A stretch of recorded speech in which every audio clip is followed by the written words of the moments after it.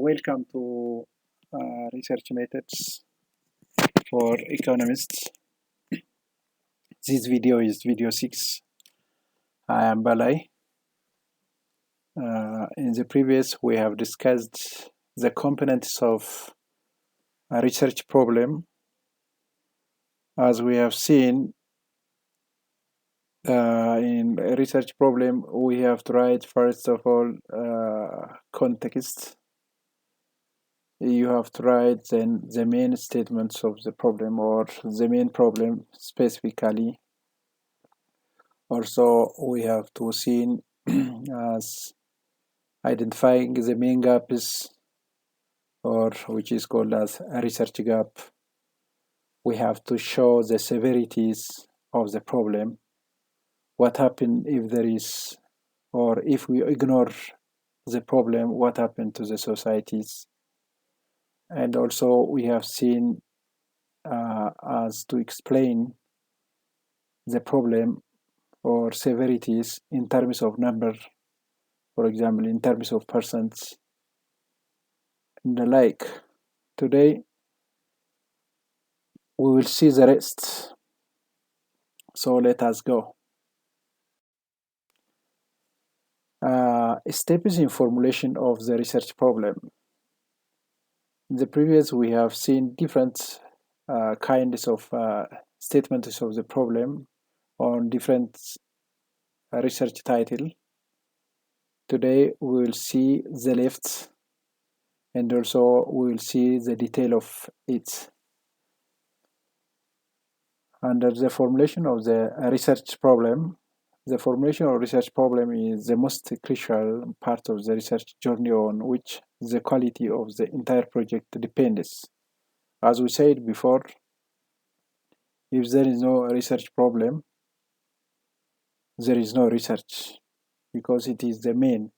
We have said research problem is a foundation for building, as we said. For building, we have to have foundation.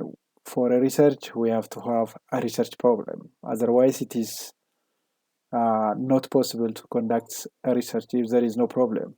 First of all, we have to identify the problem, and then we'll go for conducting or analyzing our data or conducting our total research. Let me take you as beginners. Even though you are no beginners, there is also a beginners. Here, what I do is that I will offer you a very specific step-by-step guidelines. Working through this step presuppose a reasonable levels of knowledge in the subject area within which the study is to be undertaken. A brief review of literature helps enormously in broadening this knowledge base, because without such knowledge, it is difficult to clearly and accurately dissect or divide the subject areas. The process of formulating a research problem consists of a number of steps. Step 1, identify the broad field or subject area of interest to you.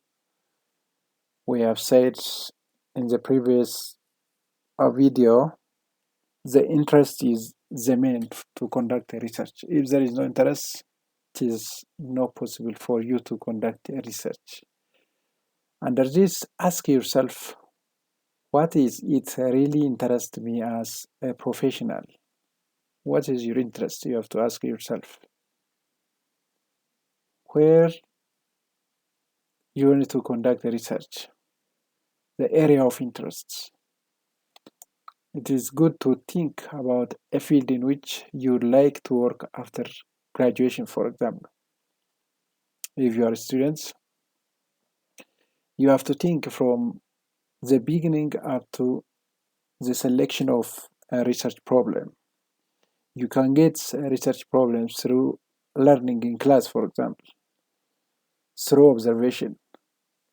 So you have to think of it first.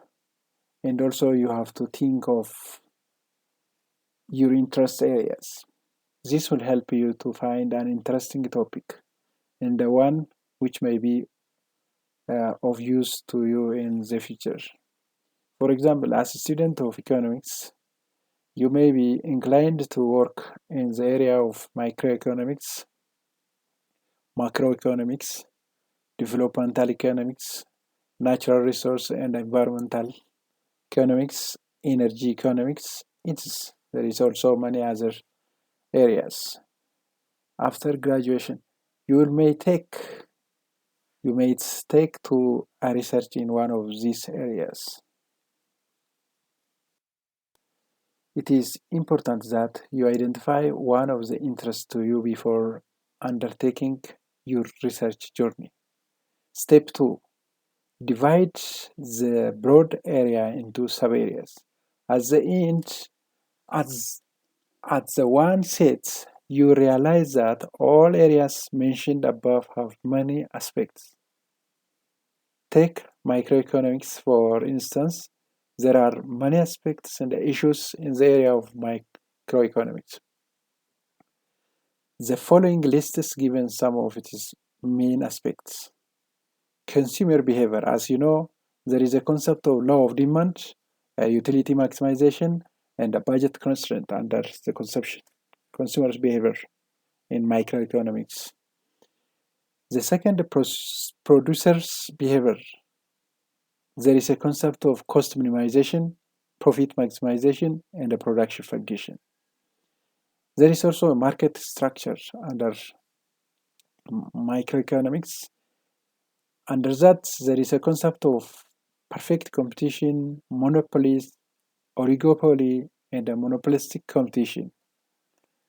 The other, resource pricing, wage determination, rent determination, interest rate, and the profits. Under welfare economics, consumer surplus, the concept of consumer surplus, producer surplus, market efficiency, and externalities. You'll get such elements under that. There is also a choice of under uncertainty, whether you choose high risk, high return, or low risk, low return, and the like. In preparing this list of sub-areas, you should also consult others who have some knowledge of the area, the literature in your subject area. Whatever the case, around 95 and above percent is for researchers. You have to dig out everything. The external gives you some advice, not more than that. Once you have developed a comprehensive list of a sub-area from various sources, you proceed to the next stage where you select what will become the base of your investigation. Step 3. Select what is most interesting to you. From the above, what is most interest? What is most attract you? It is neither advisable nor feasible to study all subjects, as we know or as we have discussed before in the above 1, 2, 3, 4, and the 5 videos. We have said all problem is not feasible to conduct a research because of different cases. We have said, for example, the nature of the problem, data availability, skill, and the like. And also there is a finance, time. And because of that, it is not possible to study over all subjects. Out of this list, select issues or sub-areas about which you are passionate. That is your interest. This is because your interest should be the most important determinants for selection, even though there are other considerations which have been discussed in the previous section, considerations in selecting a research problem. We have seen what we have to consider in selecting a research problem in the previous videos. One way to decide what interests you most is to start with the process of elimination. Go through your lists and delete all those sub areas in which you are not very interested. You will find that towards the end of this process, it will become very difficult for you to delete anything further. You need to continue until you are left with something that is manageable considering the time available to you, your levels of expertise, and other resources needed to undertake this stage.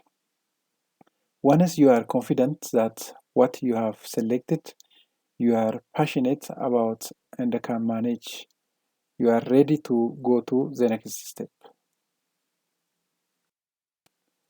Step 4. Raise research questions. At this step, you ask yourself, what is it that I want to find out about in these sub areas? This is questions that you have to raise. Within your chosen sub areas, first list whatever question you want to find out answer to. You have to prepare questions that you think is need answer. If you find out yourself in a situation where you can think of many questions, too many to be manageable, again go through the process of elimination as you did in step 3. If that is very difficult, you have to eliminate areas that is not important. Step 5, formulate objectives. Formulate your main and your specific objective. There are two types of objectives that any researcher should prepare. The first one is general objective. The second one is specific objective. A general objective is only your title. So you will put your title by adding some words on this area. We will see in the future, or I will prepare one video regarding this chapter 1, starting from backgrounds we have seen before, or we have prepared our statement of problem in the previous videos, and also we will see how can we design the questions. There is also hypothesis under chapter 1. There is also the specific and the general objective. There is also significance of research. There is also organization of the researches. There is also the other that we have to include under chapter 1.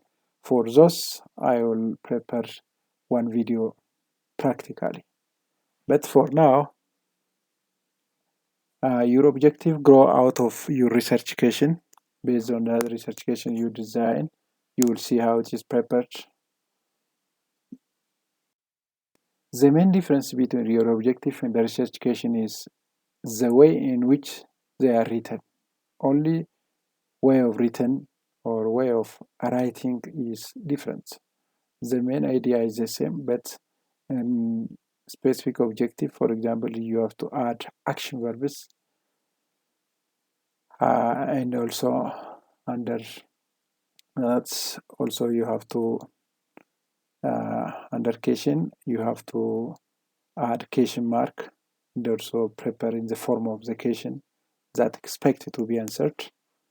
But under objective, or especially under specific objective, you have to add verbs that which is called as action verbs. Research questions are obviously that's the questions.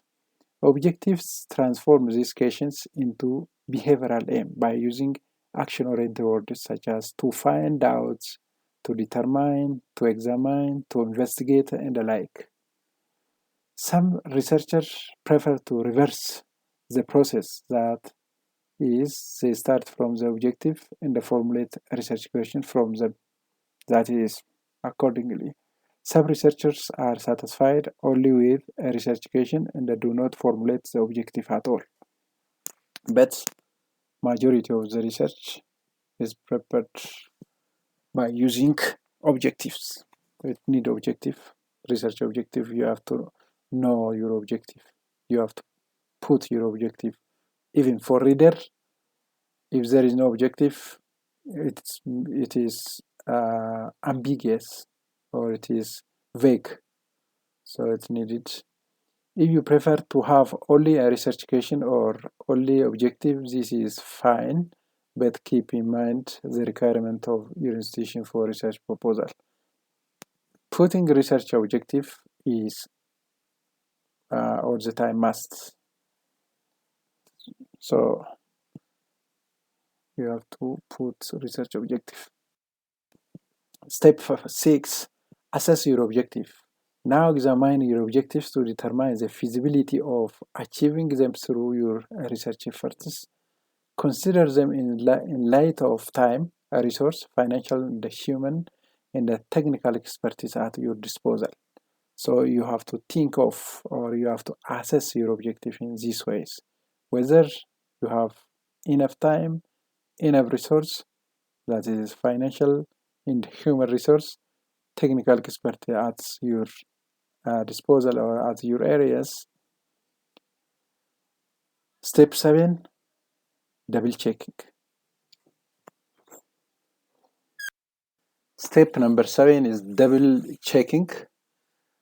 Go back and give final considerations or consider to whether or not you are sufficiently interested in the study and have adequate resource to undertake it.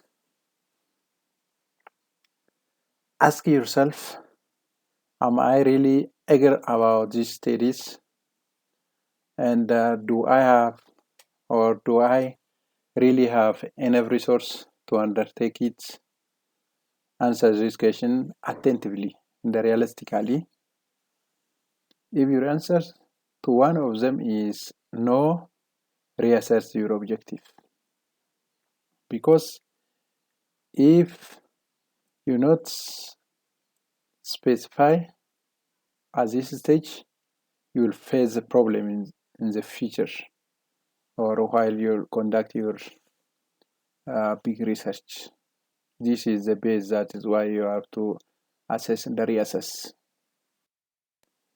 Note that so far we have focused on the basis of your study, that is a research problem, but every study in social science has second element, the study population from whom the required information to find answer to your research question is obtained. This is population. As you narrow the research problem, similarly, you need to decide very specifically who constitutes your study's population in order to select appropriate respondents.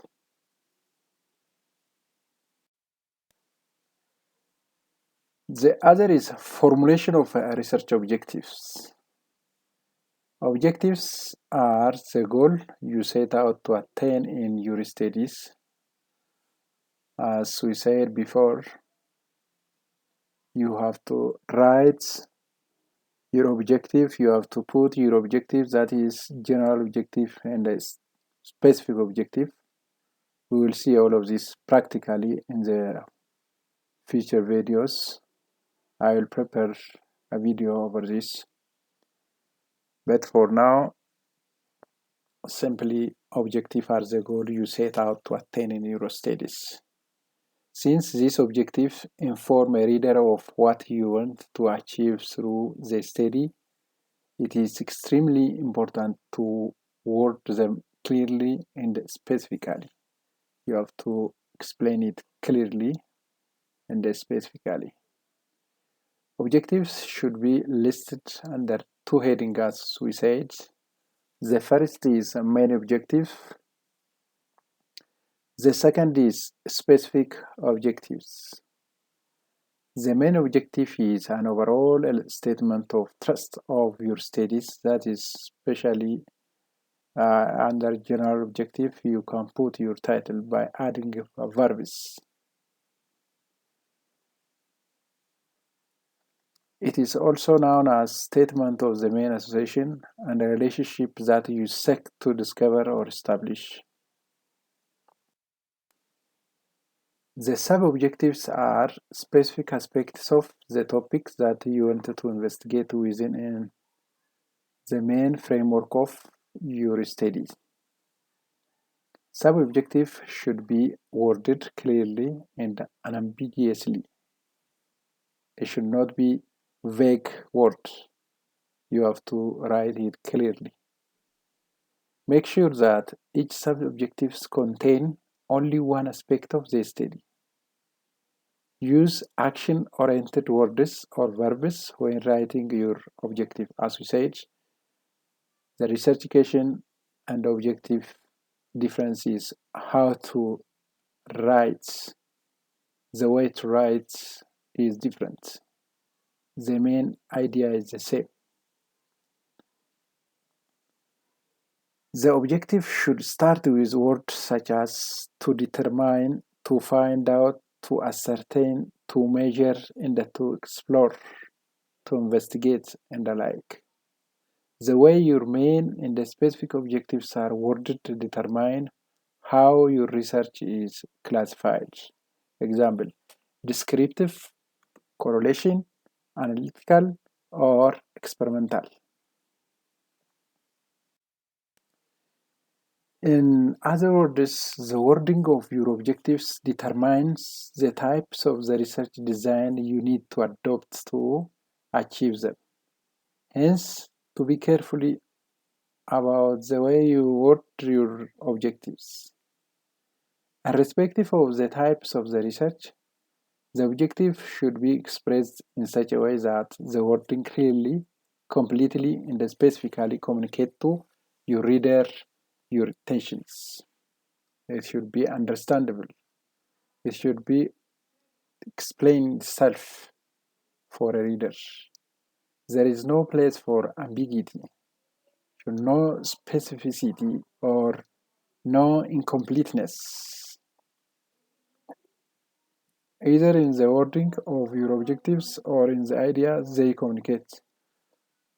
The following figure displays the characteristics of the wordings of the objective in relation to the type of research studies. It should be clear, complete, specific, identify the main variables to be correlated, identify the direction of the relationship.